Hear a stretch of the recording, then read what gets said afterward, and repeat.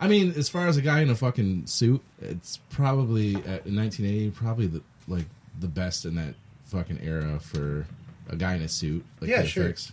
Really good. I can't think of a whole lot of other always man in a rubber suit creature movies. Yeah, from the and they're early always 80s, so. slimy. They look like they just really came out of a bog or something. Yeah, they just look kind of gross. Yeah. They look cooler than Swamp Thing. Oh, yeah. That's funny. I was like, will you pack that bowl? And he's just smoking it himself. It's not empty yet. I have to empty the old one before I can pack a new one. Well, I'll smoke off the old one. It was too hard for you to hit. You really couldn't do it very well. I shouldn't be smoking anyways. And this is where they attack during the festival. Right? Yeah, then it cuts to like the big grand finale where the monsters burst through the dock and attack the salmon carnival. There's a lot of cool gore in that. There's like a decapitation. There's the DJ guy that's at the carnival gets his chest ripped open, and there's a lot of exposed rib and blood. Yeah, that looked really cool. I think it's funny, like 5 minutes into that climactic part of the movie, people are still running around passing fucking shit 5 minutes later. Like, why are you still running? Why didn't you leave 5 minutes ago? I don't know. Yeah, it doesn't empty out. It's like there are people weird. there much longer than you would expect to be. Were they just in shock and just looking? I don't know. Or they just tried to run away and they got blocked off by creatures and had to go a different route, maybe? Maybe they're just running in circles. Yeah, you're probably right. Just kind of another one of those not so well thought out plot points. You know? The director should run it. Shouldn't these people be out of here by now?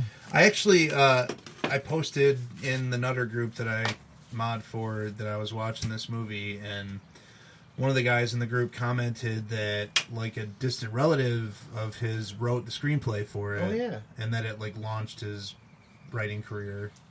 So that's kind of cool. Yeah, that's pretty neat, actually. Nepotism. Go ahead. Yeah. Oh, jeez. Yeah, then McClure's girlfriend is like at home alone or whatever, and the creatures break in to attack her, and she stabs one to death, and that has a lot of cool gore too. Like its chest and stomach are all ripped open and stuff. And basically, after that, the coolest scene is the grand finale, the birth. Like after the attack, I forget which. It may have been the first girl that was raped when her boyfriend gets his face ripped what was off. it? I even know her name. I forgot what it was. Never mind. And she, it's. You know, it's he's kind like, "Where's of, my wife?" And then like we took her to the hospital. Yeah, it kind of predates The Fly and a couple of other things in terms of like horrific childbirth scenes or whatever. Alien was what? 79. Yeah, it was before that. Yeah, so I mean the alien chest burst scene predates it, but it's very reminiscent of that creature coming through. You know what's really cool is like instead of just a prosthetic over the stomach in one shot, it was the entire body, like the face and everything was fake. Right. And then they could have just used the actress with a prosthetic on her stomach, but they made a whole fucking mold of the fucking person unnecessarily. Yeah, I mean Tom Savini would have just like dropped her down through a fucking hole in the table and built a fake body around her. Yeah. But what can you do? Yeah, that was definitely an awesome little scene, though, with her giving birth to that. Yeah, that's it was a really cool fucking cherry on the sundae, for sure. Which would make you think there is Humanoids from the Deep Part 2. I would love to see a sequel. There was a remake of it. Oh, really? Oh, yeah, there was. But it's, like, terrible. I tried, yeah, because when I added to my queue, I saw another one. Yeah. I didn't want to watch that. I had no idea. Corman was involved, even. It's not good. But this one is really good. It has a cool cast. It was shockingly good. Yeah, Doug McClure is always fucking cool.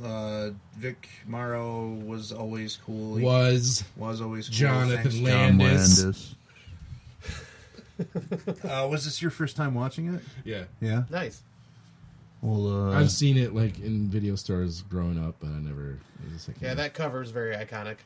Yeah. Yeah, I saw it like when it first came out on DVD. I hadn't seen it before that point, but that was like at the dawn of DVD. It was really early on, so. Yeah, I think I watched it probably about 8 years ago. I found it on cable. Review? Score time. You picked it. You go first. Yeah. I'm going to give this one give this one and what? This isn't dead air. You do this every time. Oh, I never really think about my score beforehand, honestly. Yeah, but you're like so thought out with your scores that you want to redo your scores from last fucking I do. episode. I feel stupid about a lot of my old scores. It seems like you'd be spot on because the amount of time you take to fucking think about your score. Shut your sexy mouth. As a compliment, I will. Thank you. I'll give it an 8. Oh wow. I like it a lot. It's got a lot of cool gore. The creatures are cool. Actors in it that I like. Lots of boobies. Cool story. Even though it is like, lots of plot holes, big enough to throw a cat through. What are you gonna do? Plot hole bigger than Scott's butthole. Ooh boy, that's pretty damn big. Big He's got hole. shingles in it too. Jesus Christ. Yeah, so I'll give it an 8. Fuck. I mean, since Scott did a lot of work and listened to our old podcast and did the scores and stuff, I noticed I gave a lot of 7s. So I don't want to do that. And it is funny.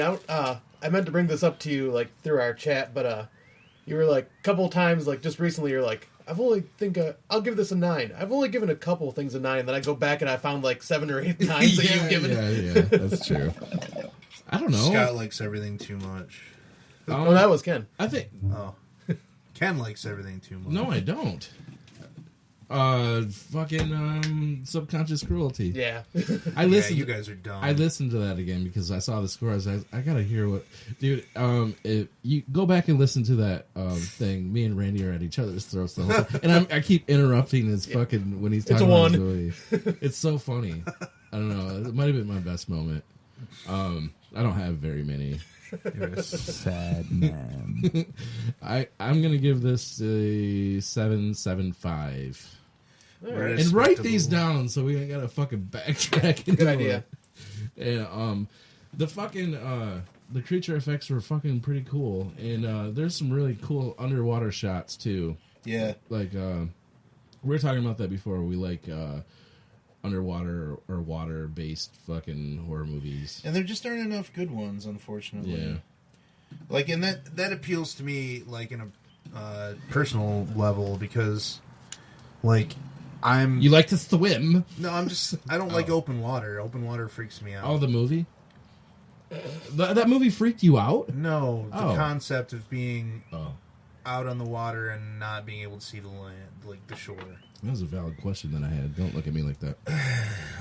You said you didn't like open water, or it freaks you out. In the movie Open Water, there is a scene where they show the lead girl's vagina for no reason whatsoever. That was underwater? No, just in the hotel room the day before they go. There's nothing wrong with that. And I just remember being like, "What? That was gratuitous." Okay.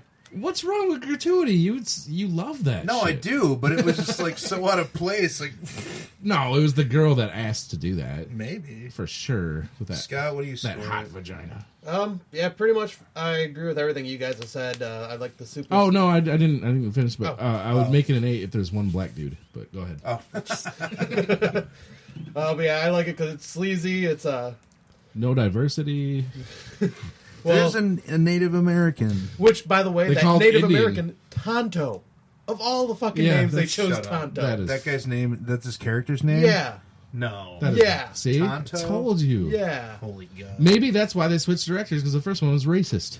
All right, I don't want any black people on my We're side. gonna call them Indians and not natives. Hey, and we're gonna- Tonto.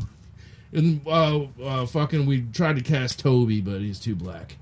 All right, go ahead, Scott. But yeah, pretty much I agree with you guys. This is just a really fun, just sleazy, gory creature feature that's got some really cool shots. The monsters look cool. Originally I was going to give it a 7.25, but talking about it, it's upped it to a 7.75. There you go. I don't want to do that. Don't want to do what? When someone says their score, I'm like, there you go, or whatever. I always do that. Good job, bud. Good Editing. choice. That's my first fucking fuck up in the whole podcast. You had a lot of dead air. And that's 7.75 with 7.75 and an 8. All right. On to our next movie. On to our next film.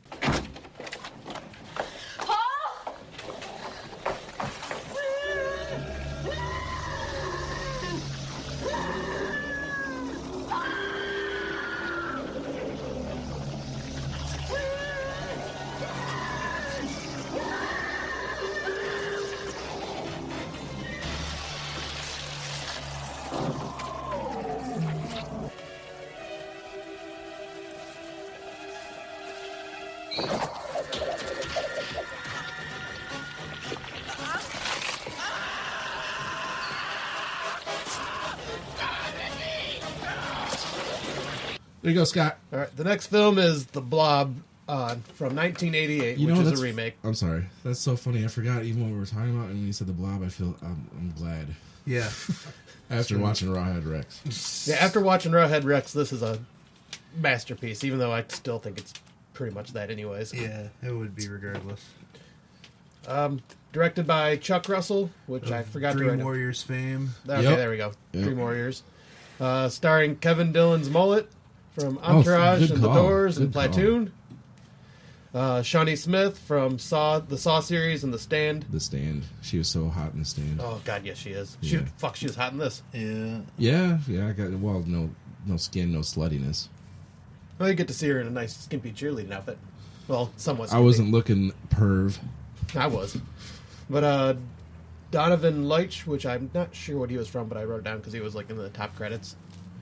Well, there's a bunch of big names in the ancillary characters here. And then Jeffrey Jeffrey Dahmer, DeMunn Jeffrey is DeMunn. one of my faves. Walking Dead fame and The Mist and all of other like Frank Darabont all stuff. of Darabont stuff. Not to Yep. mention Citizen X. Yeah. Then music by Michael Hoenig. Well, there are a lot of, like, Paul McCrane is in it from Oh. RoboCop. Oh, he is, isn't he? Yeah, Jack Nance is in it for, like, a hot second. The guy from Eraserhead and a bunch of other David Lynch stuff. He plays the doctor in the ER.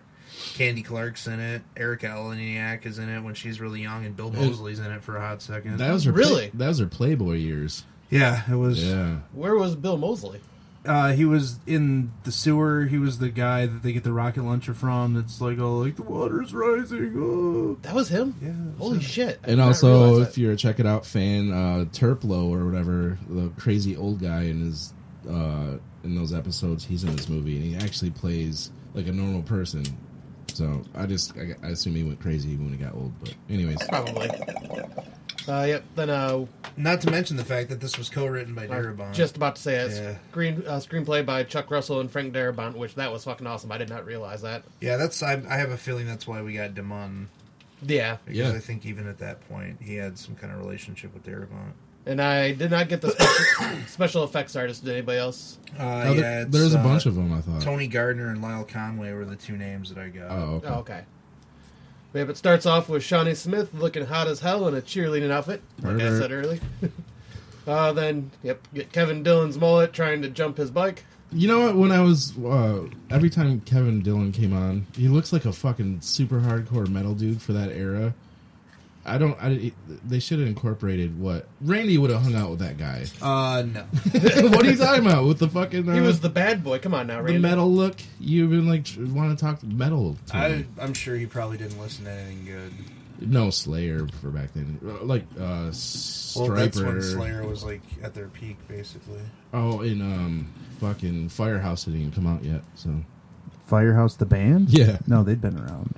in 80. Oh, it's 88. Yeah, this is Yeah. 88. So he listened to shit like that, Faster Pussycat stuff. Yeah, like he that. probably listened to garbage shit like Faster Pussycat. But yeah, the synopsis of this is very simple. Meteor comes from the...